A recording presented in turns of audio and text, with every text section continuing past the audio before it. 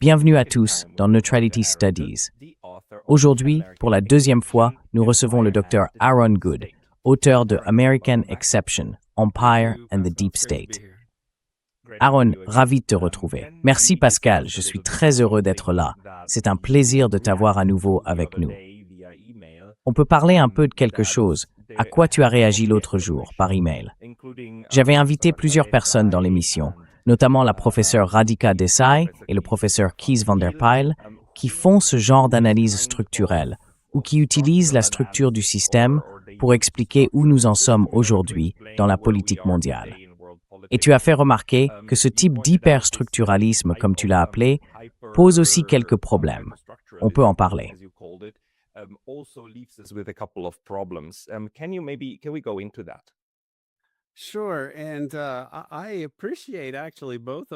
Bien sûr. Et d'ailleurs, je tiens à dire que j'apprécie vraiment les deux commentateurs que vous avez invités, ces deux chercheurs, Radhika Desai et Kees van der Pijl, si je prononce bien son nom, mais j'aurais des désaccords avec chacun d'eux. Je pense que la conception qu'a Radhika de l'idée marxiste de l'État comme une sorte de boîte noire monolithique et collective qui représente le pouvoir de l'État bourgeois et de la société civile bourgeoise dans son ensemble, et qui serait en quelque sorte animée de manière autonome par les intérêts de classe de la classe capitaliste. Eh bien, cette conception a son utilité de façon abstraite quand on veut comprendre le comportement des empires. Un peu, en fait, comme l'abstraction réaliste de l'État monolithique et rationnel, qui a aussi son intérêt quand on réfléchit aux rivalités et aux dynamiques politiques entre États.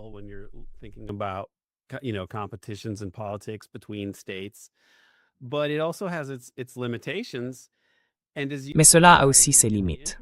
Et comme vous l'avez souligné dans l'interview, des gens comme Mearsheimer est un réaliste, mais il s'écarte de cette convention réaliste, qui consiste à voir l'État comme un acteur unitaire, une sorte de boîte noire monolithique, pour essayer de comprendre pourquoi les États-Unis n'agissent pas de manière réaliste, c'est-à-dire en poursuivant leurs intérêts de façon rationnelle.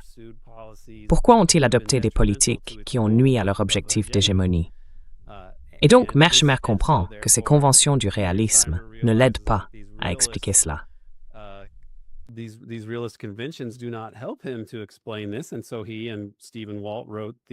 Et donc, lui et Stephen Walt ont écrit The Israel Lobby, qui explique très bien comment ces acteurs puissants peuvent influencer le comportement de l'État et la grande stratégie américaine, d'une manière qui a été vraiment néfaste pour le projet d'hégémonie. Et au XXIe siècle, on a vu sans interruption ou presque une succession de guerres désastreuses, planifiées dès le milieu des années 90, selon la logique du rapport Clean Break, commandé par Bibi Netanyahu et rédigé par des gens comme Richard Pell, Paul Wolfowitz et David Wurmser, des super néoconservateurs, ceux qui allaient devenir les néocons. Et tout ça, c'est plutôt que l'État américain agisse, vous voyez, de la même manière à travers les administrations, au fil des décennies.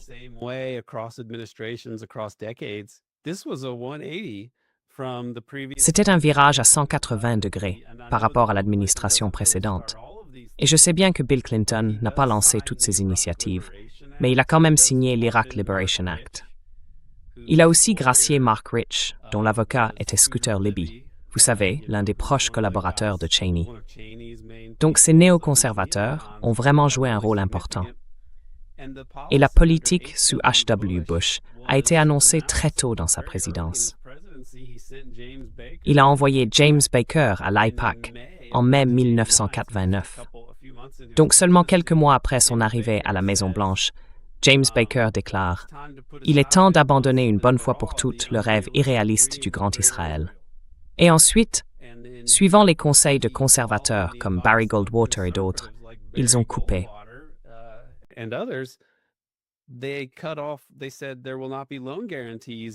Ils ont dit qu'il n'y aurait pas de garantie de prêt accordée à Israël, à moins qu'ils acceptent d'entrer en négociation sur un État palestinien.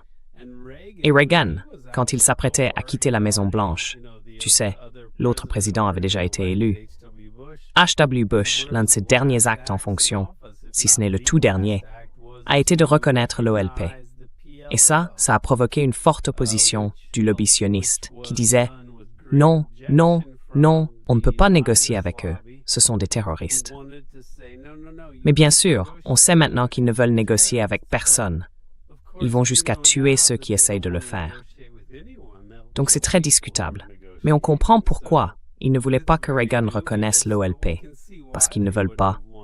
Voilà. There to be any chance for the creation of a Palestinian state. They're obsessed with this.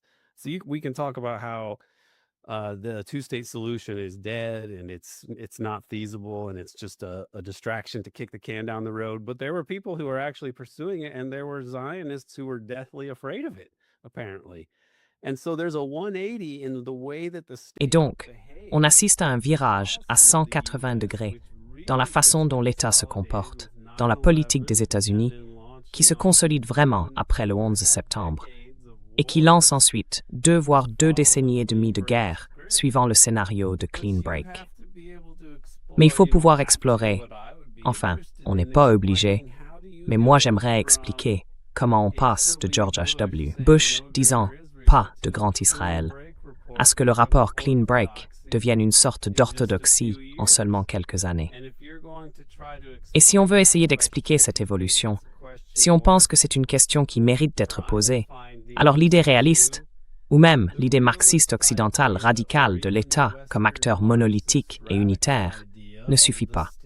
Il faut donc se tourner vers d'autres traditions qui cherchent à comprendre le comportement de l'État.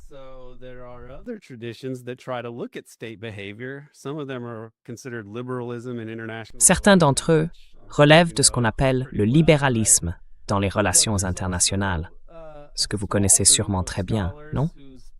Mais il y a aussi un petit groupe de chercheurs dont les positions politiques sont plutôt à gauche, sans être tous pareils.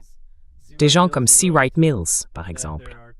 C. Wright Mills expliquait qu'il existe 2 traditions imparfaites, 2 types idéaux de philosophie de l'histoire.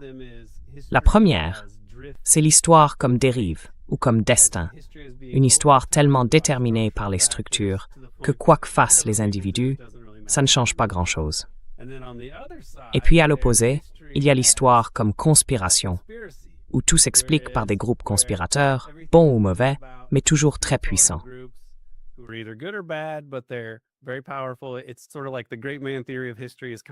C'est un peu comme si la théorie du grand homme dans l'histoire allait dans le même sens, en quelque sorte. Mais ici, on parle surtout de la question de l'action humaine, de la capacité des groupes, ou même des conspirateurs, à influencer le cours de l'histoire par leur propre volonté. Donc, d'une certaine manière, c'est une opposition entre 2 types idéaux de mauvaise histoire, liés au grand débat des sciences sociales entre la structure et l'action individuelle. Et je pense que chez les réalistes, ou chez certains marxistes occidentaux, on trouve ce que j'appellerais un hyperstructuralisme, c'est-à-dire une vision où tout est en quelque sorte entièrement déterminé par la structure du système, par la structure de classe. Pour les marxistes, c'est cette structure de classe qui détermine en dernière instance le comportement de l'État.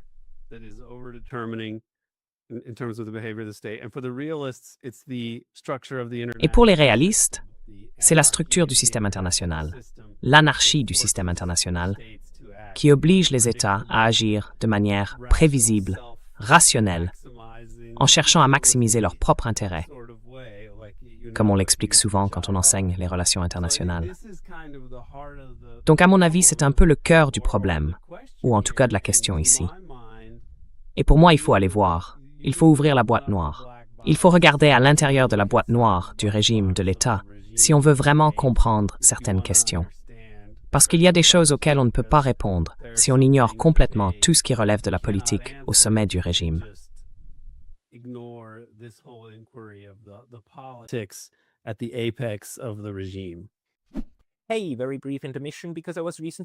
Petite pause rapide, parce que j'ai été récemment banni de YouTube. Même si je suis de retour, ça peut très bien se reproduire à tout moment. Alors pensez à vous abonner, non seulement ici, mais aussi à ma newsletter sur Substack. C'est pacalotaz.substack.com. Le lien est dans la description, juste en dessous. Et maintenant, on reprend la vidéo. Ce sont vraiment d'excellentes remarques. Et vous savez, elles s'appliquent aussi à d'autres domaines de la recherche académique, bien sûr. J'aime beaucoup cette métaphore, ancienne d'ailleurs, je crois qu'elle vient de Chine, celle de l'éléphant. Si on veut voir l'éléphant en entier, on a tous ces experts aveugles. L'un touche la trompe, l'autre la queue, un troisième le pied. Chacun va décrire l'éléphant, mais d'une manière complètement différente. Et même si on essaye de tout voir, même en prenant beaucoup de recul, on ne verra jamais plus que la moitié de l'ensemble.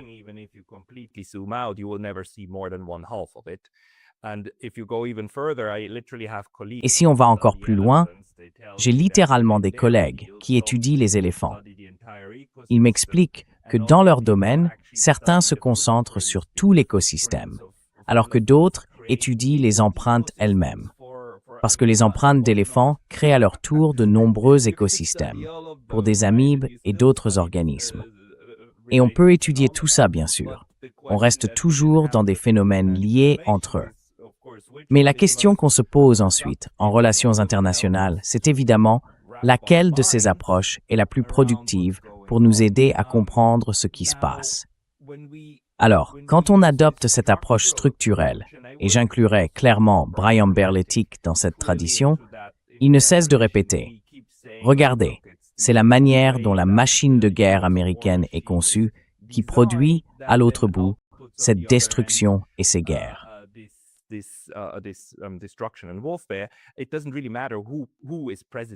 Au fond, peu importe qui est président, peu importe non plus le type de discours que tiennent les démocrates ou les républicains. Le fait qu'ils soient tous intégrés dans une structure plus large fait qu'aucune autre possibilité ne peut vraiment émerger. Et ça, évidemment, réduit toujours la part d'action individuelle. Dans vos recherches, vous vous êtes beaucoup intéressé à cette question de l'agence, du pouvoir d'agir de ces acteurs individuels. C'est d'ailleurs pour ça que dans vos explications, vous passez facilement de l'un à l'autre pour montrer comment ils interagissent entre eux. Mais alors, qu'est-ce que vous constatez? Parce que, d'une certaine manière, la structure détermine quand même qui peut occuper quelle position, non? Et puis, il y a aussi tout ce que Chomsky et Herman ont montré sur le fonctionnement de la propagande dans les sociétés libérales. En même temps, c'est étrange de dire que les individus n'ont absolument aucune marge de manœuvre. Comment vous conciliez ces deux idées?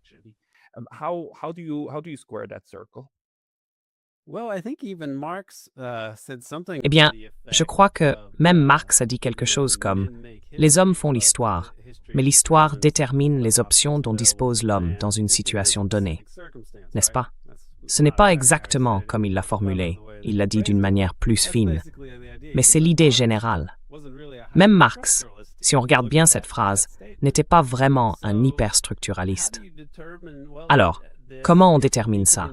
À mon avis, il faut comprendre le contexte sociologique des élites de l'époque, le paysage politique tel qu'il existait, et les intérêts qui pouvaient se cacher derrière ou les animer. Je trouve la présidence Kennedy fascinante, parce qu'il a mené des politiques qui avaient des antécédents dans la politique du bon voisinage de Roosevelt ou dans l'idée de Wallace d'un siècle de l'homme ordinaire.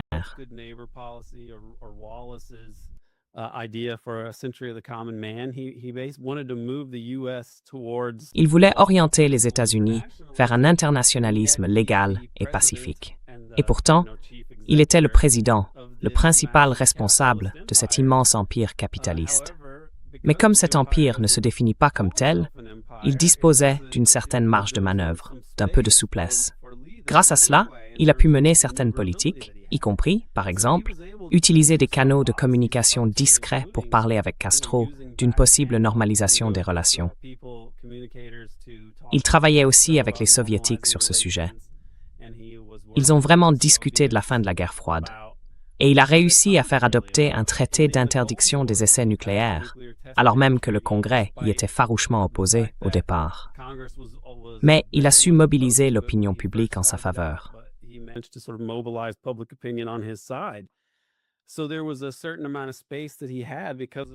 Il avait une certaine marge de manœuvre, liée à l'époque dans laquelle il vivait.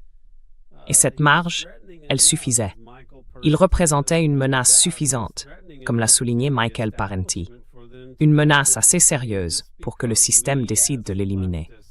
Ce que je veux dire, c'est que le fait que nous, universitaires de gauche, ne le considérions pas comme un danger pour les intérêts de classe de la bourgeoisie américaine, ça ne veut pas dire qu'eux voyaient les choses de la même façon. Parenti a été très très clair là-dessus. Et c'est pour ça que quelque chose comme l'assassinat de Kennedy est si révélateur. La gauche institutionnelle américaine n'arrive pas à s'y confronter, alors qu'en réalité, ce n'est pas si compliqué à comprendre. C'est le régime qui a tué les frères Kennedy. Et c'est bien pour ça qu'aucune autorité en place ne pourra jamais enquêter sérieusement là-dessus. Voilà.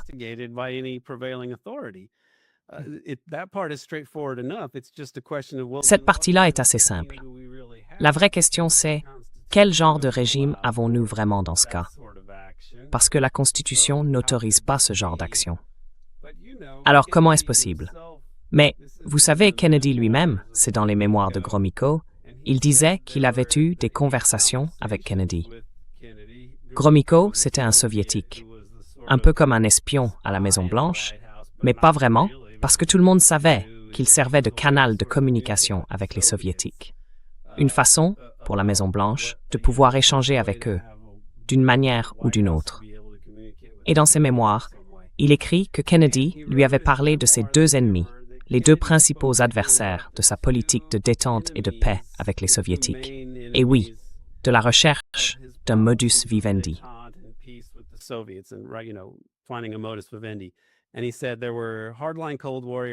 Et il a dit qu'il y avait des jusqu'au-boutistes de la guerre froide. Et eux, c'est assez facile à comprendre, parce qu'ils sont, disons, de droite. Ils veulent plus de guerre, plus de dépenses militaires, des actions anticommunistes, partout où c'est possible. Mais ensuite, il y avait un autre groupe, d'une certaine nationalité. Et là, c'est assez clair qu'il parlait, en gros, de sionistes, ou peut-être qu'il avait dit quelque chose comme les Juifs, mais à cette époque, c'était à peu près synonyme. Et donc, à ce moment-là, on voit une partie de la société, une partie de la classe dirigeante, une partie de l'oligarchie qui s'oppose aux politiques réelles du président des États-Unis. Et Kennedy, quand il est tué une semaine plus tard, envoie un émissaire, c'est Robert Kennedy qui le fait, et Jackie Kennedy.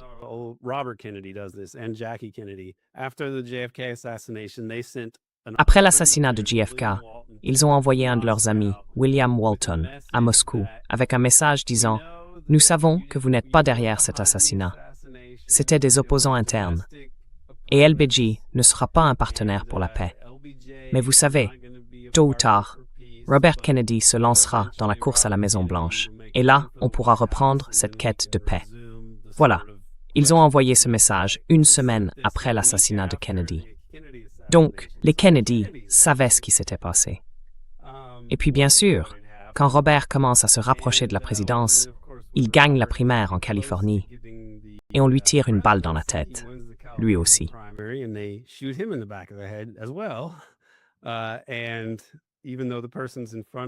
Et même si la personne se trouve à environ 2 mètres devant lui, on lui tire une balle dans la tête, à bout portant. Et ça, c'est juste l'un de ces mystères de l'histoire américaine.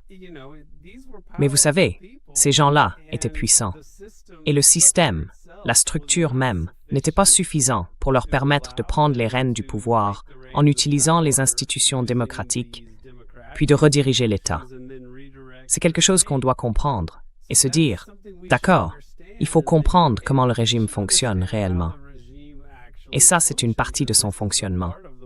Il élimine les personnes qui ne sont pas en faveur de ceux qui détiennent le vrai pouvoir.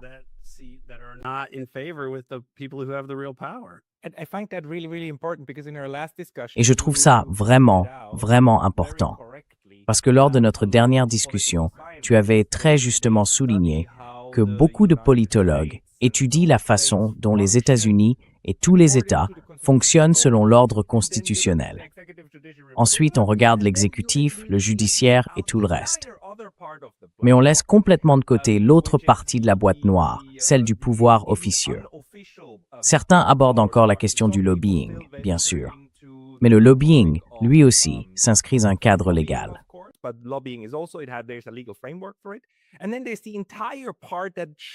Et puis, il y a toute cette partie qui ne devrait pas exister, mais qui existe pourtant. Ça inclut la mafia, les différents groupes d'intérêts qui se corrompent entre eux, et tout ce qui va avec, y compris des assassinats ciblés. Et vous savez, on connaît maintenant l'affaire Epstein. De temps en temps, on en aperçoit des fragments. Mais dès qu'on s'en approche, même d'un point de vue journalistique, on est tout de suite traité de complotiste. Simplement parce qu'on souligne l'évidence. Quelque chose est là, ça ne devrait pas l'être, mais ça existe et ça influence le reste. Et inversement aussi, parce que tout ça évidemment s'entrecroise.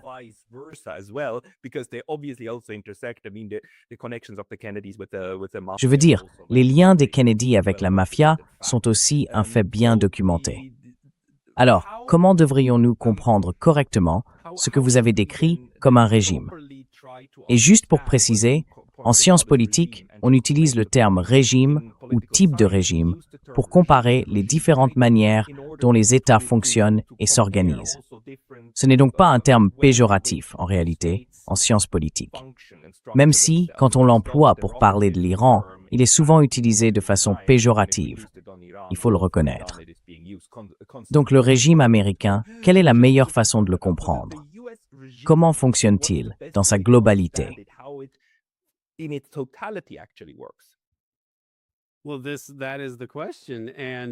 bien, c'est justement la question.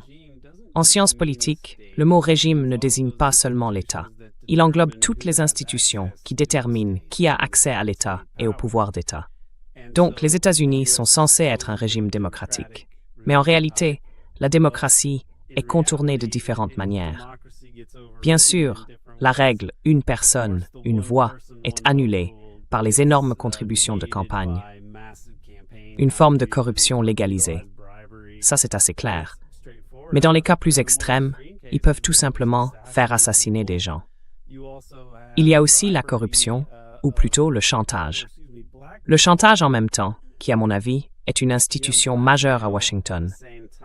On n'en connaît probablement que la moitié. Je veux dire, Dennis Hastert s'est révélé plus tard être un pédophile notoire, depuis l'époque où il était entraîneur de lutte.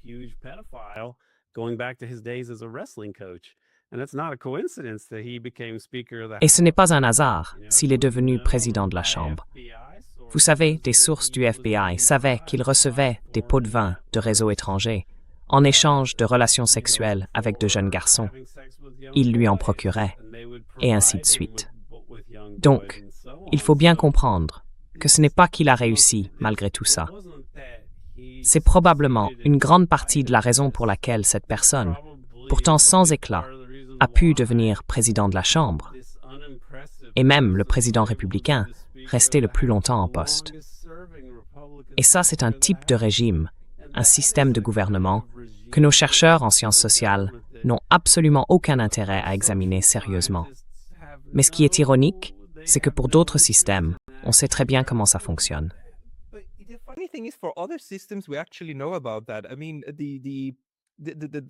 Je veux dire, le terme russe compromat, vous voyez, avoir quelque chose de compromettant, des faits sur quelqu'un, des preuves, qui garantissent ensuite que la personne au pouvoir se comporte comme elle est censée le faire.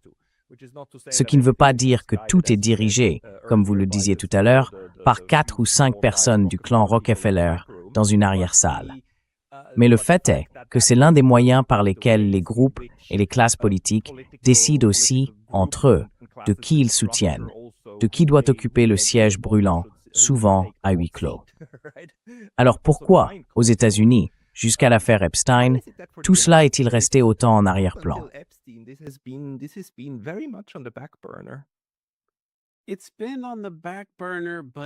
C'est resté en arrière-plan. Mais quelque part, c'est toujours resté dans l'inconscient collectif des États-Unis. Je veux dire, regardez l'opinion publique sur l'assassinat de JFK. Dans les années 70, après la diffusion du film de Zapruder à la télévision, la confiance dans la version officielle s'est effondrée. Il ne restait plus qu'une petite minorité de gens pour croire à l'histoire d'un tireur isolé qui aurait réussi, par chance, à abattre le président depuis une fenêtre du 6e étage. Et ensuite, ce même tireur se fait tuer par un autre soi-disant déséquilibré, très malin, qui parvient à le descendre dans une pièce pleine de policiers. Franchement, les Américains n'ont jamais cru à cette histoire.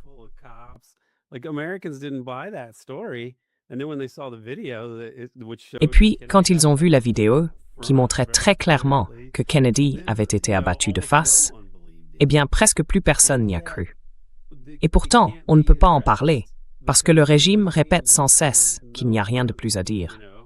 Ils ont mené une enquête, une deuxième même. Mais plus on regarde ces enquêtes, plus elles paraissent étranges. On dirait que d'autres acteurs politiques, plus profonds, s'en sont servis. Aujourd'hui, ma compréhension de l'assassinat de JFK a évolué. J'en suis venu à penser qu'il a dû être approuvé, d'une manière ou d'une autre, par des acteurs puissants du régime américain, probablement le Pentagone, l'état-major interarmé.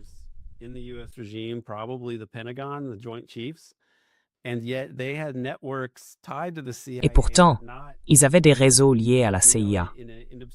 Mais pas, tu vois, de manière obscure. Pas comme si on ne pouvait pas faire le lien avec James Angleton, le versant israélien de l'affaire, et Lansky, le syndicat national du crime. C'est donc une zone de l'assassinat qui reste un vrai trou noir. Tout le monde sait qu'Angleton était impliqué, c'est assez évident. Mais il y a aussi ces liens avec Israël et le syndicat du crime que les gens n'arrivent pas à aborder. Même quand ils ont rouvert l'enquête dans les années 70, la personne qui dirigeait tout ça a brouillé les pistes. Il a tout mis sur le dos de la mafia. Du coup, la deuxième enquête dans les années 70 a conclu qu'il s'agissait probablement d'une conspiration.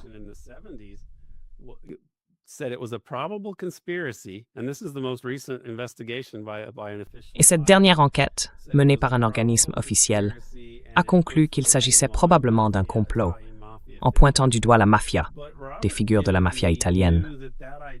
Mais Robert Kennedy savait que cette idée d'un syndicat national du crime était bidon. Lui, il s'en est vraiment pris aux Teamsters. Et il voulait aussi s'attaquer à Vegas et à Lansky. Il a été bloqué de différentes manières, pour des raisons politiques. James Angleton lui-même est intervenu pour l'empêcher d'enquêter sur Lansky, sur l'argent de Las Vegas qui partait vers des banques au Panama et ailleurs. Mais Kennedy avait cette idée d'un syndicat national du crime, multiethnique, mais centré autour de Vegas et des Teamsters. Si on regarde les Teamsters, leurs énormes prêts à Vegas ont permis de construire ces casinos. Et Vegas a été fondé par Lansky pour blanchir l'argent de la drogue.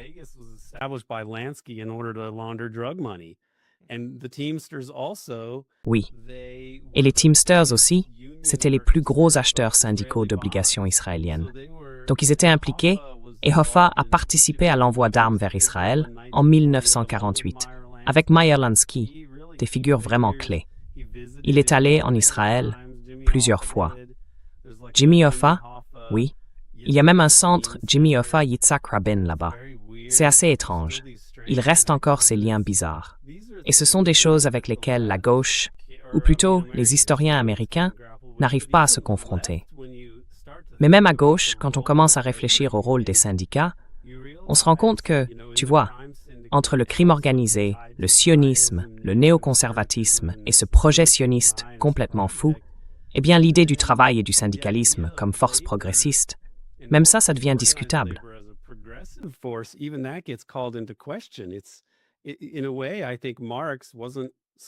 D'une certaine manière, je pense que Marx n'était pas assez cynique à propos du capitalisme, si tu peux croire ça. Parce qu'il y a des choses qui se sont passées aux États-Unis où tu te dis, là on dépasse ce qu'il aurait pu imaginer. Il disait comprendre que le travail pouvait être récupéré, manipulé, tout ça. Mais quand tu regardes les Teamsters et le syndicat national du crime travaillant main dans la main avec les agences de renseignement, ou encore l'AFL-CIO, collaborant avec la CIA dans d'autres pays pour les renverser, là on parle d'une entité bien plus sombre, ce régime américain. Et donc, essayez de le comprendre. C'est quelque chose qui devrait vraiment nous intéresser. Surtout si on est à gauche, à mon avis, et si on est contre le capitalisme impérial. Parce que c'est comme ça qu'il fonctionne. Et quand on y regarde de près, c'est tout simplement indéfendable.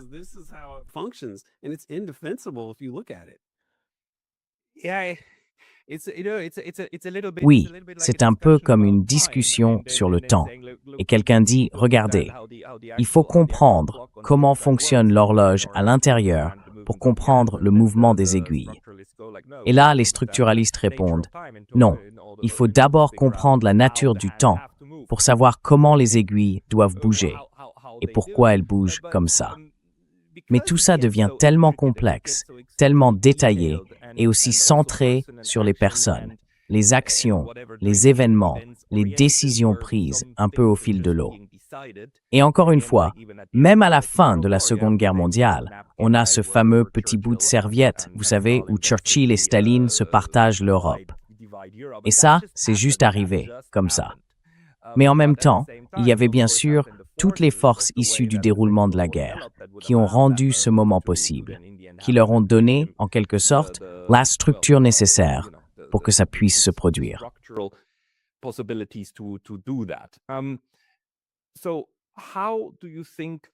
Alors, selon vous, dans ce type de régime aux États-Unis, comment devrait-on concevoir la question de savoir où se trouve réellement le pouvoir? Parce qu'au fond, l'assassinat de Kennedy prouve simplement que le régime américain est capable d'éliminer les éléments qui menacent son fonctionnement. Et on en a eu un aperçu à nouveau avec Donald Trump pendant sa campagne présidentielle. Je veux dire, il a failli se faire tirer dessus. Et puis, 2 ans plus tard, il me semble que le système a trouvé un autre moyen de le rattraper, pour le faire rentrer dans le rang, pour qu'il se conforme aux attentes du régime. Parce qu'à ce stade, il a complètement fait marche arrière sur tout son programme de paix. Et c'était pourtant lui qui disait que son administration serait non seulement reconnue pour les guerres qu'elle aurait terminées, mais aussi pour celles qu'elle aurait évitées. Ce qui, à l'époque, était une déclaration tout à fait louable. Et puis bien sûr, il est devenu l'architecte de la guerre contre l'Iran et de celle en Ukraine, qui sont toujours en cours, en train d'évoluer et peut-être même de s'étendre. Mais je vous laisse reprendre la parole.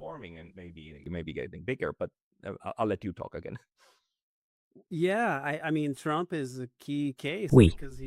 Enfin, Trump est un cas clé parce qu'il s'est présenté. Ça montre que ses idées étaient populaires, d'un point de vue démocratique. L'idée d'en finir avec les guerres sans fin, de ne pas aller en guerre contre l'Iran. Il veut sans cesse le prix Nobel de la paix. Donc, d'une certaine façon, il confirme l'idée que la paix vaut mieux que la guerre. Oui, ce qui, je suppose, mérite d'être rappelé. Mais il y a aussi cet épisode avec Epstein, et ils ont passé pas mal de temps ensemble. Les gens ont vu cette carte d'anniversaire complètement folle. Epstein était connu pour chercher à compromettre des personnes puissantes, et sa maison, comme ses autres propriétés, était truffée de micros et de caméras. Il y a tout ce trafic de jeunes filles. Ce n'est pas très difficile de comprendre quel était le but de tout ça.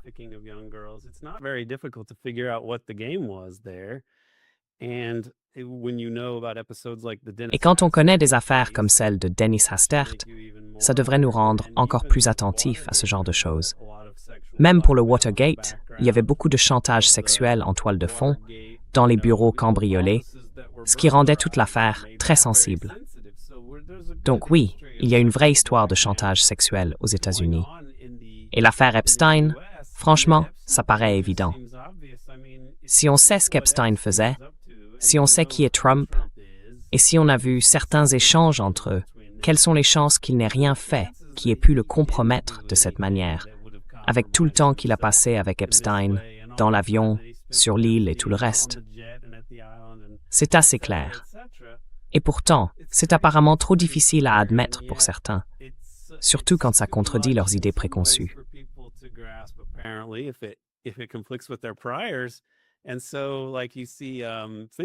Et donc, tu vois Finkelstein, que je respecte en général, parce que c'est un universitaire très rigoureux, un chercheur vraiment brillant et tout ça. Mais il a carrément rejeté l'idée qu'Epstein ferait chanter Trump, ou qu'il y aurait un réseau autour d'Epstein, et ainsi de suite. Pourtant, cette politique n'est pas positive pour les États-Unis. On a l'impression qu'elle est en train de détruire l'hégémonie américaine. Et donc, pour vraiment comprendre comment ces forces interagissent avec ces grands projets, tu sais, J'ai écrit toute une thèse sur la manière dont le régime américain, après la Seconde Guerre mondiale, a mis en place un état de sécurité nationale sans foi ni loi, en partenariat avec le crime organisé, et qui pouvait, en gros, agir sans aucune contrainte légale, en menant toutes sortes d'opérations secrètes.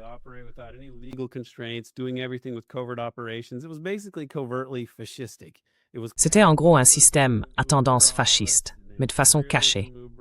C'était le capitalisme avant tout, l'impérialisme avant tout en prétendant le contraire.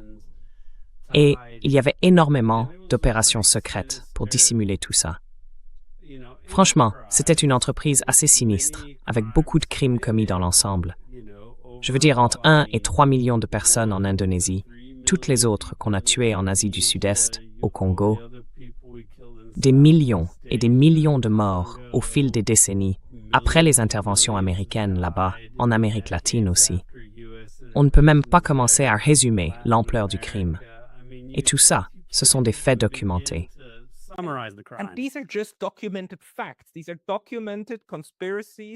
Ce sont des conspirations documentées, menées par les États-Unis en coopération orchestrée par plusieurs agences, dont la première, bien sûr, c'est la CIA, qui a fait exactement ça.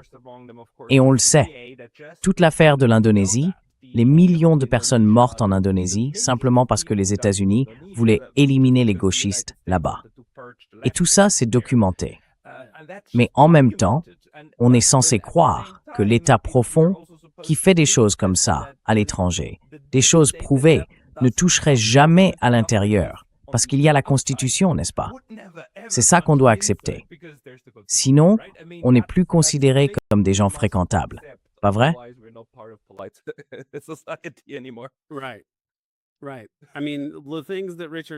Oui, c'est ça. Ce que fait Richard Nixon, tu vois, c'est un cas fascinant. Il a dit quand le président le fait, ce n'est pas illégal. C'est terrible, vraiment. Mais en réalité, ça a été la politique suivie. Et ce qu'il a fait, c'était des choses que l'appareil de sécurité nationale faisait déjà. Je veux dire, les opérations COINTELPRO, toutes ces affaires qui ont été révélées. Nixon n'avait rien d'un cas unique, à part peut-être son rôle personnel à la Maison-Blanche. Mais c'est encore plus effrayant, à mon avis, quand ce sont des bureaucrates anonymes, non élus, qui font ça. Même si, bien sûr, Nixon était aussi un criminel. Donc je ne cherche pas à en faire un héros.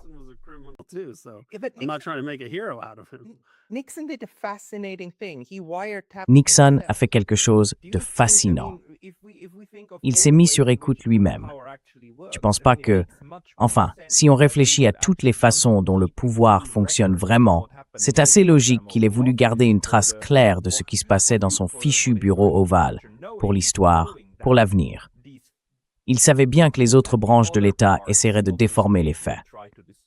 Toi aussi, tu vois son auto-écoute comme ça?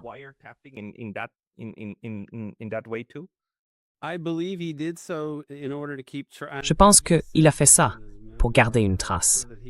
Il l'a d'ailleurs dit, je crois, dans ses mémoires ou ailleurs.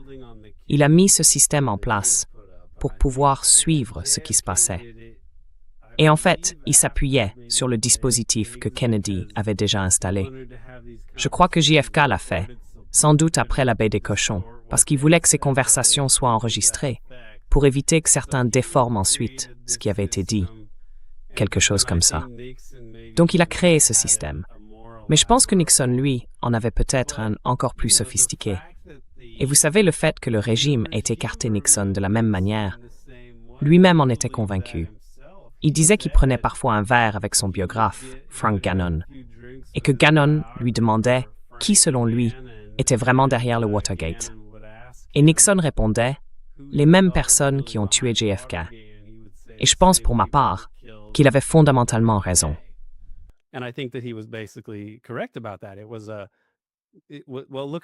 Eh bien, regardez Woodward et Bernstein. Vous savez quels étaient, selon JFK, ces deux ennemis, les durs de la guerre froide et les sionistes. Eh bien, Woodward et Bernstein, Woodward, lui, avait des liens avec le renseignement militaire.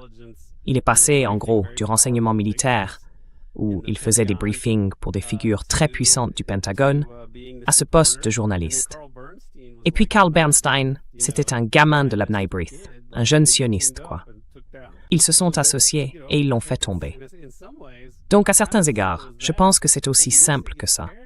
Nixon, lui, on le caricature. On dit qu'il n'arrêtait pas de parler de ses ennemis, qu'il était antisémite parce qu'il se plaignait toujours des Juifs. Mais en réalité, parmi ses ennemis, il y avait le sionisme organisé, avec des gens comme Hank Greenspun à Las Vegas.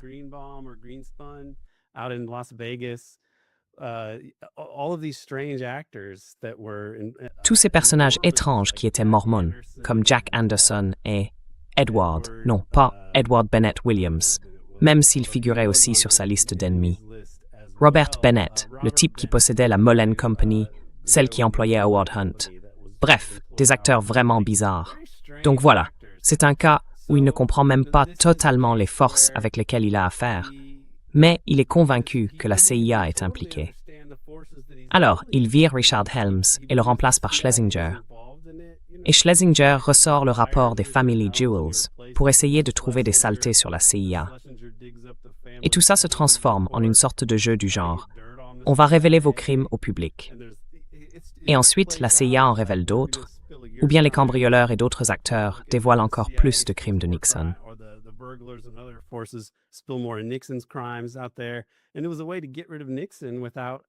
Et c'était une façon de se débarrasser de Nixon sans le tuer.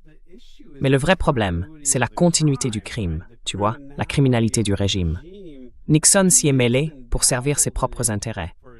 Mais en réalité, c'est parce qu'il menait des politiques qui dérangeaient des acteurs puissants, comme la détente, ou peut-être l'idée de réduire un peu le rôle d'Israël. Et puis il s'en est pris à Meyer Lansky, avec sa guerre contre la drogue. Lansky a été inculpé. Il s'est enfui en Israël, et il n'est revenu qu'après que les cambrioleurs du Watergate aient déjà été emprisonnés. Et ensuite, il n'en est jamais sorti. Il n'a jamais été condamné pour quoi que ce soit.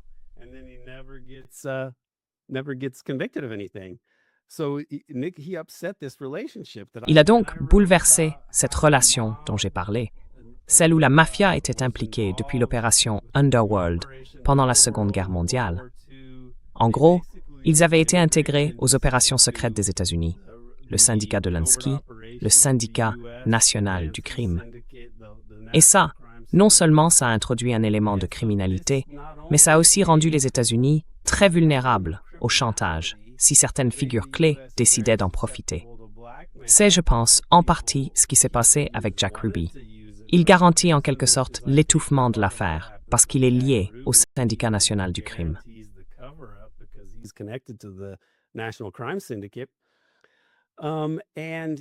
Et ça donne à Israël en particulier.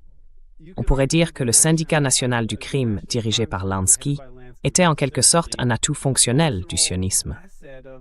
Parce qu'ils avaient corrompu tout le pays pour pouvoir opérer et vendre la drogue partout, le faire en toute impunité, blanchir l'argent et placer les profits où ils le voulaient. Et ça a compromis les États-Unis d'une certaine manière. Je pense que ça joue un rôle dans l'affaire Jack Ruby et dans la dissimulation de la commission Warren sur ses liens avec la mafia et tout le reste. Et même avec le Watergate, on ne peut pas vraiment enquêter sur ces cambrioleurs, parce qu'ils sont liés à la même criminalité hallucinante. Donc tout ça existait déjà avant les années 90 et la prise de pouvoir des néoconservateurs. Mais ça montre bien comment le système fonctionne.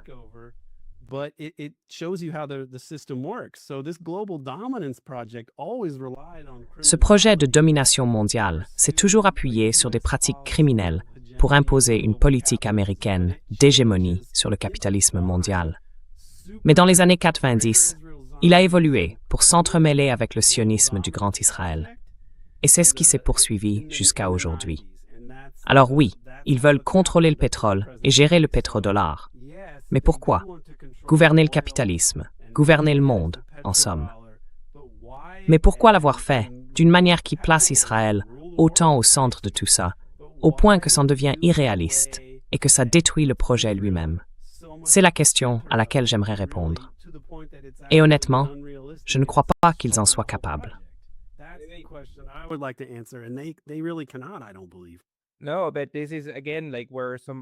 Non, mais c'est justement là que certains chercheurs essayent de prendre un peu de recul. Et le recul le plus large qu'on puisse avoir, c'est sans doute celui de gens comme Hussein Hannan et Manuel Ramos, qui replacent tout le projet sioniste dans la longue durée des croisades. Ils disent en gros, regardez, on a presque 1000 ans d'histoire de l'Occident qui tente de réoccuper et de dominer les terres saintes. Et le sionisme, ce n'est finalement que la dernière manifestation de cette logique. C'est une ligne idéologique continue qui remonte non seulement jusqu'aux Templiers, mais qui passe aussi directement par eux. C'est là que certaines de ces histoires commencent à se recouper à nouveau, quand on voit par exemple des parallèles entre l'actuel secrétaire à la guerre et les Templiers, et ainsi de suite. Et attention, ça ne veut pas dire qu'il fait partie d'une conspiration.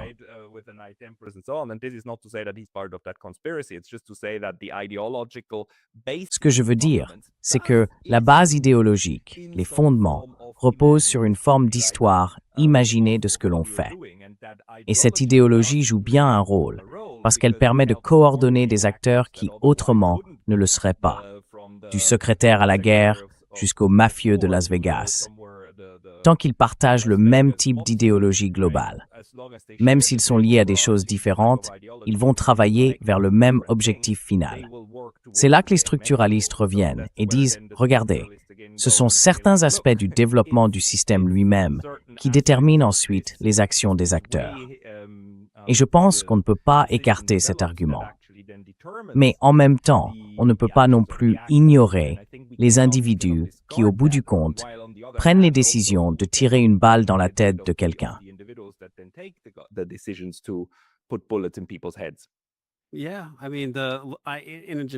Oui, enfin, d'une manière générale, on peut dire qu'Israël représente, disons, l'impérialisme occidental et sa volonté de dominer le monde entier, en particulier les zones stratégiques qui valent la peine d'être contrôlées. Mais dans le cas des États-Unis, à propos du sionisme, il y avait au départ des opposants très puissants, comme James Forrestal, qui était secrétaire à la Défense, et George Marshall, qui était secrétaire d'État. À cette époque, le Parti démocrate était le plus corrompu, parce qu'il était plus lié aux syndicats et, en gros, au crime organisé, surtout dans le Sud. Les républicains, eux, étaient plutôt le parti de Standard Oil et, disons, de l'Amérique des grandes entreprises. C'est pour ça qu'en 1956, lors de la crise de Suez, Eisenhower les laisse tomber et leur dit clairement « Non, vous n'allez pas faire ça ».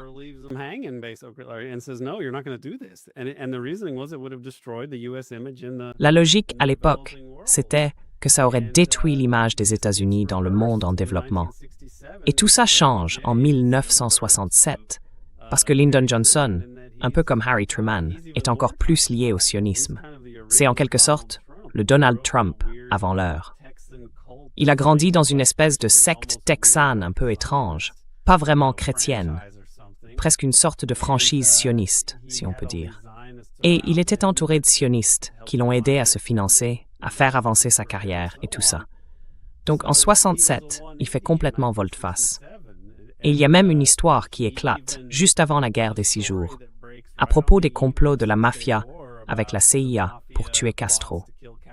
Et là, Johnson demande à la CIA de rédiger un rapport de l'inspecteur général où ils reconnaissent leurs agissements criminels et expliquent comment ils ont agi à l'encontre de la volonté du président Kennedy.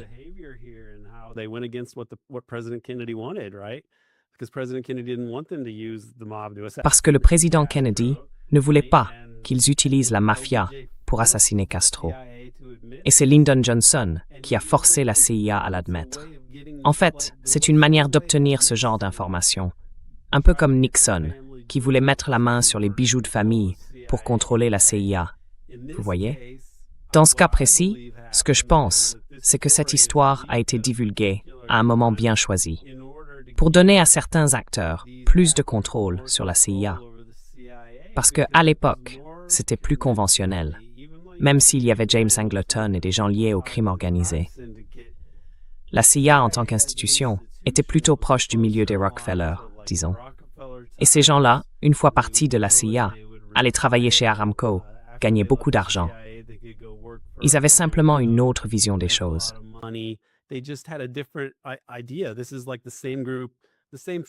C'est un peu le même groupe, les mêmes forces qui étaient derrière Eisenhower quand il a refusé de soutenir la crise de Suez. Vous voyez les soi-disant méchants d'Israël, de la Grande-Bretagne et de la France, non? Ce sont en quelque sorte les mêmes forces. Alors, comment ça se fait? Qu'est-ce qui a changé? Qu'est-ce qui a vraiment évolué de façon fondamentale dans l'intérêt national des États-Unis entre Eisenhower et Lyndon Johnson? En réalité, pas grand-chose. Kennedy, lui, était encore plus disons plus critique vis-à-vis du sionisme, même s'il n'aurait jamais dit ouvertement « je suis contre le sionisme ». Mais il a essayé d'arrêter leur programme nucléaire. Il a voulu obliger le Conseil sioniste américain à s'enregistrer comme agent étranger. Il voulait aussi résoudre la crise des réfugiés, et il était ami avec Nasser. Tout ça, ce sont des choses que Johnson a complètement inversées. Alors, qu'est-ce qui s'est passé, à votre avis?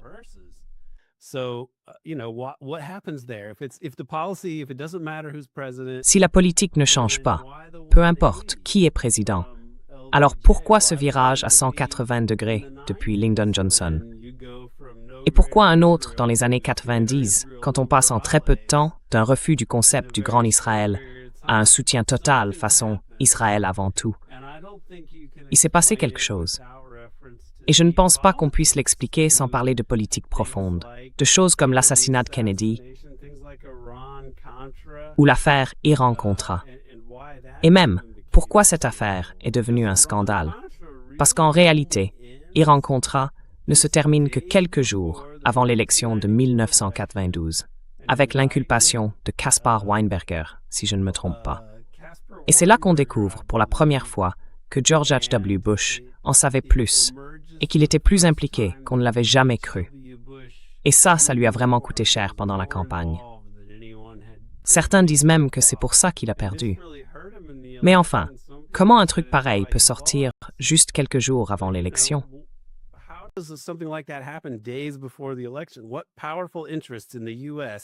Quels intérêts puissants aux États-Unis auraient pu vouloir que ça arrive à H.W. Bush? Quel était le problème, la différence entre deux, qui aurait pu mener à quelque chose comme ça? Quelque chose de profond, un acte politique de pouvoir, où un responsable américain sort publiquement et met en cause, même indirectement, un président en exercice. Et je pense que c'est pour ça. Et il y a encore d'autres choses qui se passent sous H.W. Bush. Beaucoup de scandales et même des assassinats. Par exemple, Robert Maxwell meurt à cette époque, vers 1991.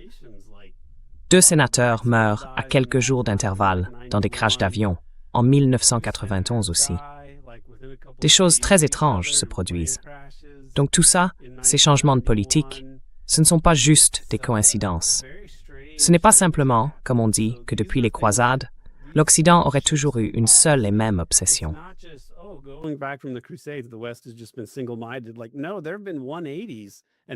Non, il y a eu des revirements complets et beaucoup de désaccords sur cette question. Et je pense qu'il faut vraiment comprendre la politique profonde des États-Unis pour saisir tout ça. En particulier, mon ami et mentor, Peter Dale Scott. Il a travaillé sur ces sujets de différentes manières, et il ne s'en rendait pas forcément compte à l'époque, mais ça lui a paru plus clair plus tard. Dans les années 70, il était payé par une famille ultra-sioniste pour collaborer avec des gens qui essayaient de rouvrir l'enquête sur l'assassinat de Kennedy. Alors, pourquoi faisait-il ça? À mon avis, c'est parce qu'il faisait partie de l'affaire et qu'il voulait faire chanter les États-Unis sur ces questions. De la même façon, Peter a travaillé pour John Kerry afin d'enquêter sur les liens entre l'affaire Iran-Contra et le trafic de cocaïne.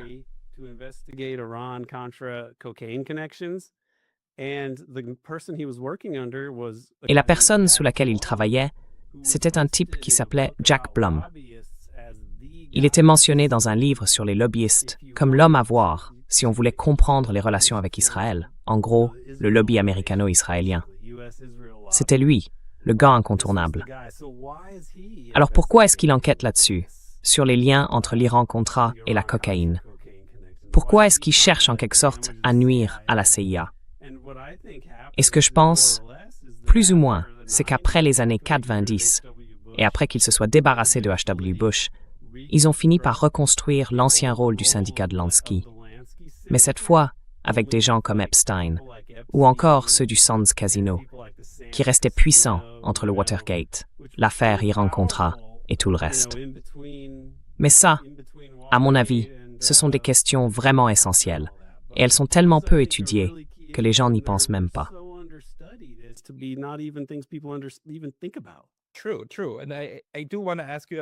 Oui, oui.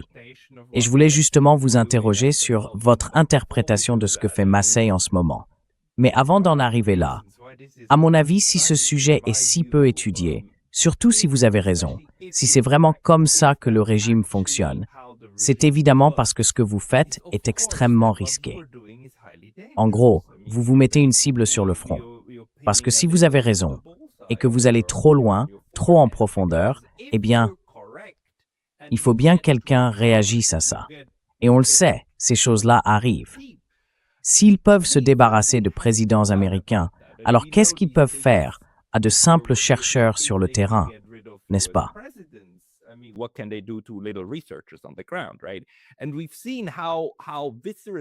Et on a bien vu à quel point le système réagit violemment quand on en montre trop. On l'a vu, enfin, M. Epstein a, disons, disparu de façon très commode. C'était un homme très puissant. Enfin, il est mort, n'est-ce pas? En détention, en prison, au moment précis, ou par hasard, les caméras ne fonctionnaient plus? Ah, dommage. Mais c'était un homme influent à l'intérieur de ce système, et eh bien, il a été éliminé. On a aussi vu comment le système a traité Julian Assange, qui s'est approché de trop près et a mis au jour une partie des dossiers importants montrant comment tout ça fonctionne. Et là, toute la machine, y compris la partie officielle, s'est retournée contre lui, n'est-ce pas, et a essayé de le détruire. Ils ont essayé de le tuer. Tu sais qui ils ont utilisé pour ça? Qui? Le Casino Sands d'Adelson. C'était une affaire de Lansky. C'est eux qu'ils ont engagé pour le faire.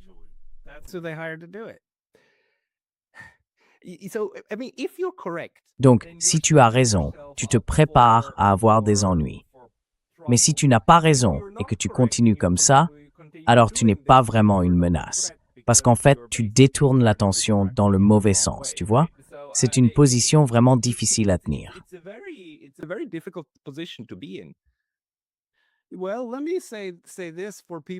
Eh bien, je vais dire ceci, pour ceux qui pensent, enfin, je veux même pas croire ça. Je ne crois pas que le sionisme, en tant que force indépendante ou puissante par elle-même, puisse influencer la grande stratégie de l'Empire américain. D'accord? Que ces oligarques aient vraiment ce pouvoir. Pour eux, c'est simplement les États-Unis, c'est le capitalisme, et ainsi de suite. Bon, d'une certaine manière, c'est pas faux. Si tout le monde comprenait simplement que, voilà, ce système impérial, sans loi, capitaliste et impérialiste, doit être transformé, et qu'il faut en faire un système légal, démocratique, un endroit où tout le monde puisse prospérer, en gros, une entreprise plus socialiste, quoi.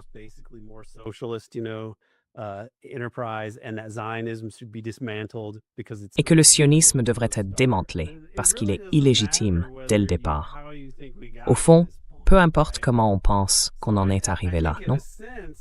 Donc je dirais que, d'une certaine manière, si on n'a pas vraiment envie de comprendre comment tout ça s'est construit, ou si ce genre d'argument ne vous convainc pas, ce n'est pas grave.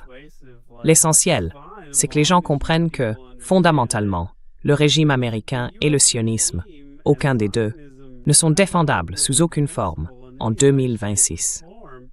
Et ça devrait être le point de départ pour toute personne dotée d'un minimum de morale ou de lucidité intellectuelle.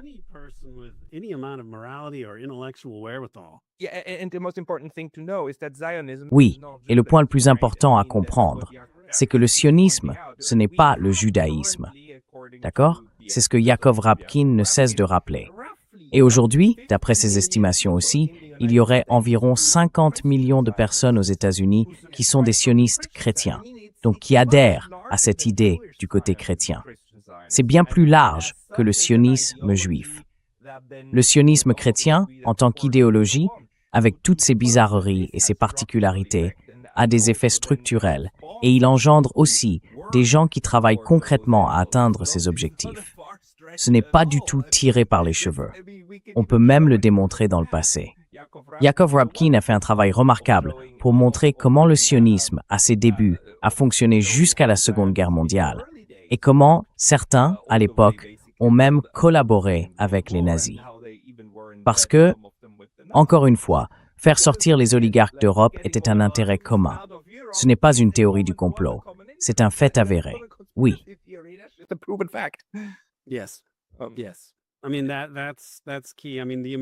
Je veux dire, c'est essentiel. Les sionistes américains, enfin, ceux qui ne sont pas vraiment des oligarques, j'ai l'impression qu'ils sont en grande partie le produit d'un vaste travail d'ingénierie sociale. Beaucoup d'argent a été investi dans Jerry Falwell, la Moral Majority, et dans cette énorme montée du christianisme évangélique, liée à des choses comme la Bible Scofield et d'autres aspects, disons, un peu farfelus de la culture américaine. Mais je pense qu'en quelque sorte, leur poids démographique a été fabriqué. Cela dit, ils ne sont pas vraiment pertinents. Les gens qui comptent vraiment, ce sont plutôt des figures comme Bill Ackman, la famille Crown, et puis la plus grande entreprise du complexe militaro-industriel, ou en tout cas l'une des plus grandes, c'est General Dynamics.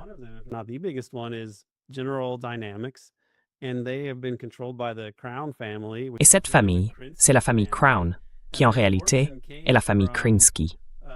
Leur fortune vient de liens avec la mafia de Chicago, le syndicat Lansky et d'autres réseaux du même genre. Ce sont de fervents sionistes. Alors, si on se demande par exemple, quel est le résultat du lobbying des entreprises du complexe militaro-industriel et quel est celui du sionisme dans tout ça? Comment peut-on vraiment évaluer ça? Je veux dire, c'est une famille qui a été liée au meurtre du responsable du réseau national des paris hippiques. Ensuite, ce réseau a été repris par des gens plus proches du syndicat et la famille Crown était impliquée là-dedans. Ils ont soutenu Barack Obama en 2008, ce qui, à mon avis, voulait dire « voilà quelqu'un en qui on peut avoir confiance ». Ce n'est pas John McCain, mais il a le sceau cacheux, si je puis dire, sans mauvais jeu de mots.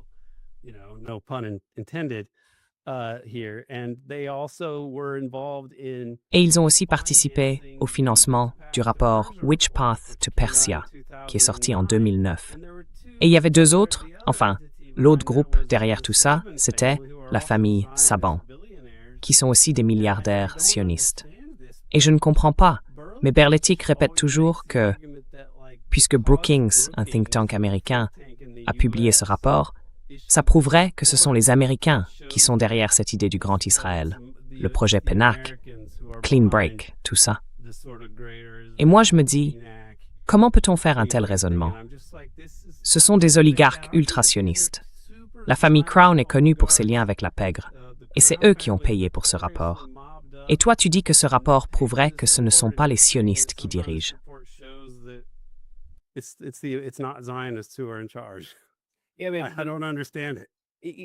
Je ne comprends pas. À ce stade, je pense que les deux arguments, que ce soit c'est Israël qui contrôle la politique américaine ou c'est la politique américaine qui contrôle Israël, passent à côté du vrai problème. En réalité, c'est un système intégré. C'est un seul et même corps. Ce sont comme différents organes d'un même corps. Oui. La vraie question, c'est comment ils ont pris le dessus dans l'oligarchie. Parce qu'on parle bien d'un régime oligarchique. Et comment cette faction en particulier a réussi à s'imposer et à s'attacher à un projet. Parce que maintenant, si on remet en cause le projet du Grand Israël, on remet aussi en cause le projet de domination mondiale. Et je pense que ce n'est pas un hasard. Je pense qu'ils l'ont fait exprès, parce qu'ils sont obsédés par ça. Ils sont complètement fanatiques du sionisme. Alors ils ont tout fait, absolument tout, en se disant que tout était justifié pour atteindre cet objectif. Mais je ne crois pas qu'ils iront jusqu'au bout. Et franchement, c'est très inquiétant.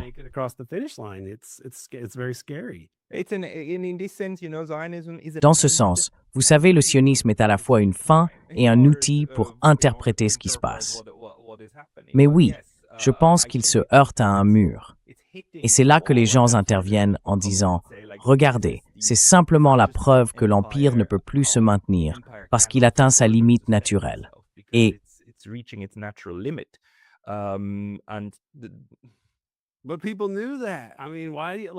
Mais les gens le savaient. Je veux dire pourquoi, par exemple, H.W. Bush. C'est un impérialiste hors pair. Et Reagan aussi. Je veux dire, eux, en fait. Reagan appelle, c'était Begin à l'époque, je crois, et il lui dit « Tu ne peux pas continuer à bombarder ces gens au Liban.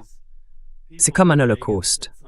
Je ne veux pas voir toutes ces victimes. » Et Begin lui répond quelque chose comme « Eh bien, moi, je m'y connais en holocauste. » Et Reagan lui dit juste « Je veux pas entendre ça, Falde, tu vois. » Donc, c'était de puissants impérialistes, les plus corporatistes, conservateurs, pro-américains, pro-capitalistes qu'on puisse imaginer.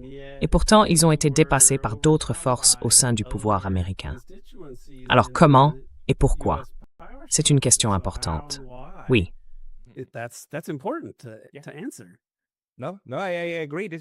Non, je suis d'accord. C'est une question importante à aborder. C'est vraiment une discussion qu'on doit avoir.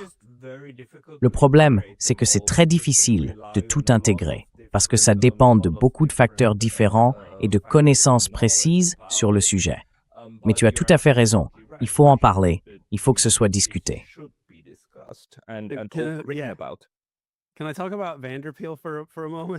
Est-ce que je peux parler de Van der Pijl un instant? Oui. Parce que là, je m'enthousiasme un peu. Je voulais justement le mentionner, et j'apprécie vraiment beaucoup son travail. Si j'ai bien compris, il a un livre qui doit sortir sur le 11 septembre et Israël ou quelque chose comme ça, non? Oui, c'est ça. Et je crois que le point sur lequel je ne suis pas tout à fait d'accord avec lui, même s'il est très fin, et que son analyse, à mon sens, est vraiment pertinente, c'est qu'il soutient qu'Israël a joué un rôle un peu comme la partie service secret de l'État profond, à qui on aurait délégué beaucoup de choses pour faire fonctionner ce système. Et là-dessus, oui, je suis d'accord. Je pense que c'est un élément essentiel.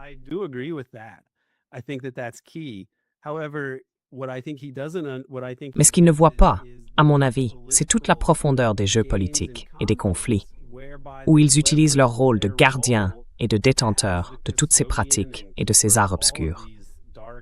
Tu vois, le contrôle du trafic de drogue, au moins jusqu'à l'affaire du Watergate, puis tout l'appareil d'assassinat, et ainsi de suite. Ils ont accumulé tellement de moyens de chantage sur les États-Unis que ça leur a permis d'imposer la stratégie qu'ils voulaient pour l'Empire. Et cet Empire a toujours été brutal, sans foi ni loi, impérialiste, néocolonial. Ils se sont servis des Israéliens d'une certaine manière, mais c'est une sorte de pacte faustien. Parce que plus tu dépends des réseaux sionistes pour être le couteau caché du capitalisme, pour faire ce qu'il faut faire, mais dont on ne peut pas parler ouvertement, plus ils ont de quoi te faire chanter.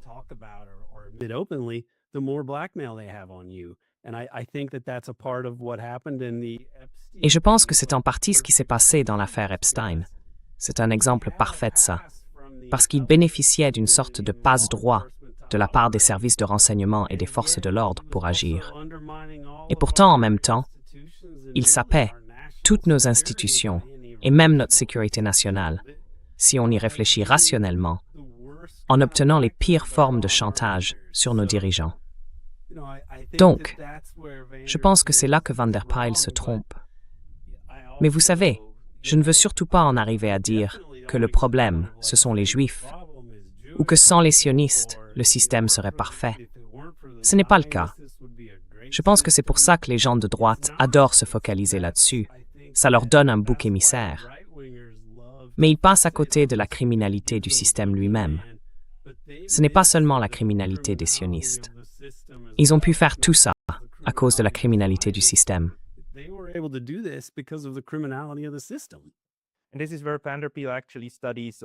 Et c'est là que Van der Pijl travaille vraiment, ou plutôt, c'est son sujet principal, son cœur de recherche, la formation des élites.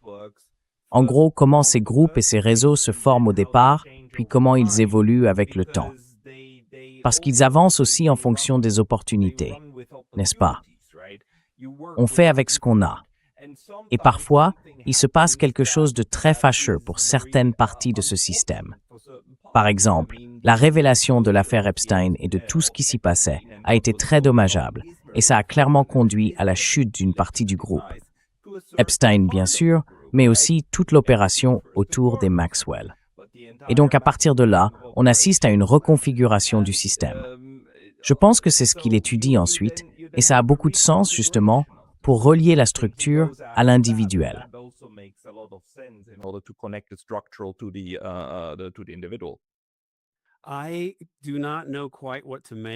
Je ne sais pas trop quoi penser de la révélation sur Epstein. Pour moi, ça rappelle des schémas qu'on a déjà vus. Comme l'ont fait remarquer des gens comme Ari Ben-Menashe, certaines de ces fuites, surtout les plus spectaculaires et les plus opportunes, viennent souvent de médias comme la presse de Murdoch, connus pour leur sympathie envers le sionisme. Et ces fuites semblent apparaître à des moments précis, notamment quand il s'agit de décisions liées à des attaques contre l'Iran. Donc pour moi, ce qui suggère, c'est que ces histoires sont diffusées de manière à manipuler et à contrôler Trump. C'est ce que dit Ari Ben-Menashe. Et lui, il était au Mossad.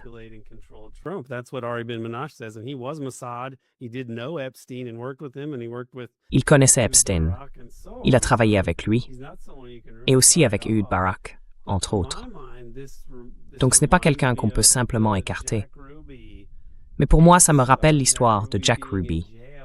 Jack Ruby en prison, c'était quelqu'un qui garantissait que l'assassinat ne pourrait pas être vraiment enquêté. Parce que si on l'avait fait, ça aurait révélé tous ces réseaux de criminalité liés à l'appareil de sécurité nationale, mais aussi aux forces de l'ordre. Et, en gros, ça aurait mis en lumière la complaisance face à d'énormes flux d'argent de la drogue entrant dans le système, enrichissant des gens de la CIA et d'autres élites aux États-Unis. Et ça aurait été une véritable catastrophe.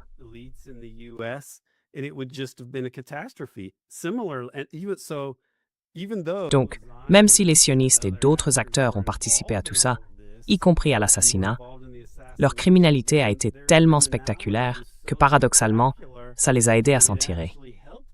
C'est un peu la même chose avec le Watergate et ses cambrioleurs en prison. On ne peut pas vraiment enquêter sur ces affaires. Et pour l'affaire Iran-Contra, eh bien, les Israéliens étaient impliqués dans toutes ces opérations. La vente d'armes à l'Iran, les contrats. Les Israéliens étaient proches de Somoza, et certains sionistes influents comme Irving Davidson et d'autres jouaient un rôle clé.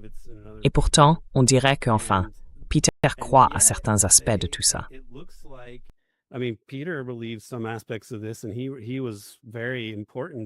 Et à l'époque, il a joué un rôle très important pour les chercheurs, comme Peter Dale Scott, qui participait à révéler tout ça et à s'en servir pour nuire à Reagan et Bush. Je pense que c'était justement au moment où Reagan et Bush commençaient à comprendre qu'il devait y avoir un État palestinien. Alors, est-ce que l'affaire Epstein, c'est un peu la même chose, où la criminalité est tellement énorme que ça donne aux criminels une sorte de marge morale? Parce que toute la société, ou tout le régime, est tellement corrompu qu'on ne peut jamais vraiment, qu'ils ne laisseront jamais la vérité sortir. Et ces gens-là ont énormément de pouvoir parce qu'ils entretiennent depuis longtemps des réseaux d'une extrême sensibilité.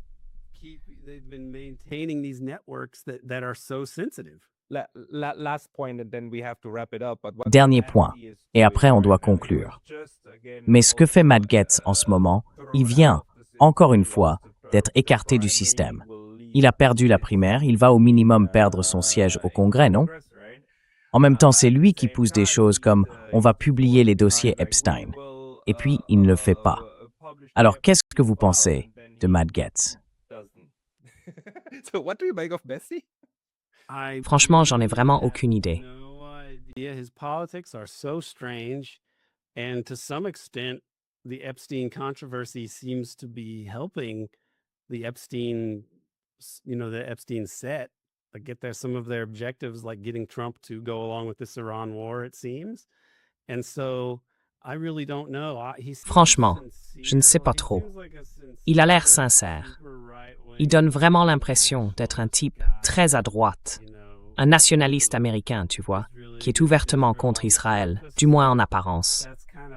C'est comme ça que je le perçois. et il a été complètement écrasé par une énorme quantité d'argent injectée dans la campagne contre lui, ce qui est quand même très étrange pour une simple élection au Congrès. Je pense que ça renvoie une mauvaise image, au sens large, des sionistes. Parce que ça montre simplement que la démocratie américaine, en fait, il suffit d'y mettre assez d'argent, et celui qui en a le plus finit par gagner. Et si on devait résumer les problèmes de toute notre société, on pourrait difficilement trouver mieux que ça. Oui, voilà, celui qui a le plus d'argent gagne, encore et encore, et ça ne fait qu'empirer.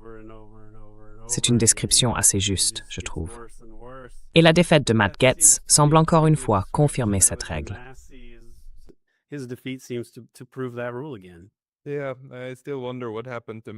Oui, je me demande encore ce qui a pu pousser Marjorie Taylor Greene à abandonner son siège. Mais bon, ce sera peut-être une discussion pour une autre fois. Je ne sais pas. Aaron, merci beaucoup pour cette conversation très approfondie.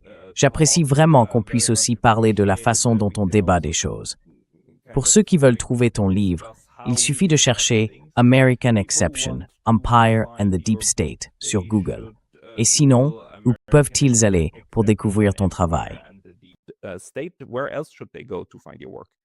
Le podcast American Exception sur Patreon, c'est ce qui me permet de subvenir à mes besoins.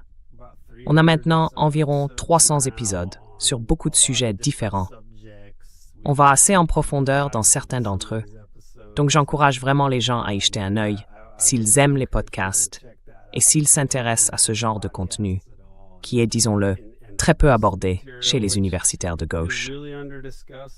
Donc voilà, je te remercie vraiment de m'avoir donné l'occasion d'en parler, parce que j'y réfléchis tout le temps, et c'est bien de pouvoir toucher ton public.